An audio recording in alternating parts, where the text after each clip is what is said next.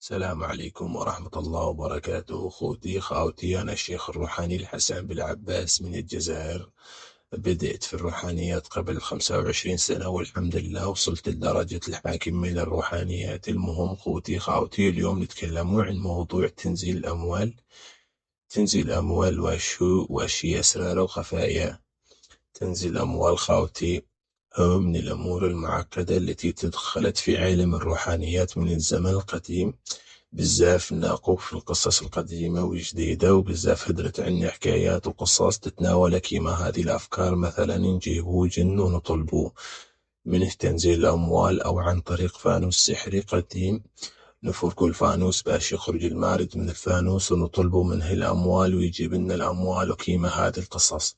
ذلك خاوتي السؤال المطروح في مثل هذا الموقف: هل هو تنزيل الأموال أمر حقيقي أم وهمي؟ بزاف يسقسوني عن هذا الموضوع، وهل يمكن لأي شخص يدير تنزيل الأموال، أو أن هذا الشيء خاص بشيخ روحاني متمكن واصل لدرجة عالية من الروحانيات؟ واش هي الطرق التي من خلالها نقدر ندير تنزيل الأموال؟ خوتي خاوتي، كل هذه الأسئلة وأكثر اليوم نجاوب عنها في هذا المقال. خليك معايا باش نفهم واش هو تنزيل الأموال، واش هو مفهوم تنزيل الأموال.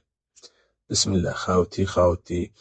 نعم نعرفو، كما نعرفو إحنا المفهوم والمعنى المقرب لتنزيل الأموال هو أن واحد السيد يكون روحاني متمكن، واصل إلى درجة روحانية بزاف قوية وعالية بزاف، يطلب استنزال الأموال من الجن طبعا. وهذا الأمر ما يكونش لأي شخص، لكن خاوتي هذا فقط الشيخ روحاني واصل درجة عالية من الروحانيات.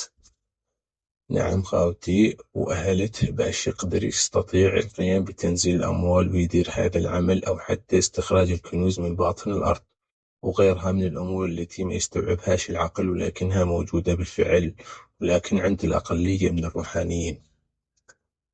خوتي بزاف ما نسمعوا عن قصص في موضوع تنزيل الأموال، موضوع الروحانيات، اللي من بينها واحد السيد عثر على كنز عن طريق قراءة بعض التعزيمات والتبخير ويدير بعض الروحانيات، وكاين من أصبح صاحب تجارة كبيرة وأموال كثيرة، وكاين أصحاب أرادوا إنهم يديروا تنزيل الأموال. خاوتي تم النصب عليهم، وخاوتي نعم تم النصب عليهم، وهذا يخلينا نطرح سؤال الكل يسقسيه ليا بزاف: هو هل قضية تنزيل الأموال حقيقية أم وهم؟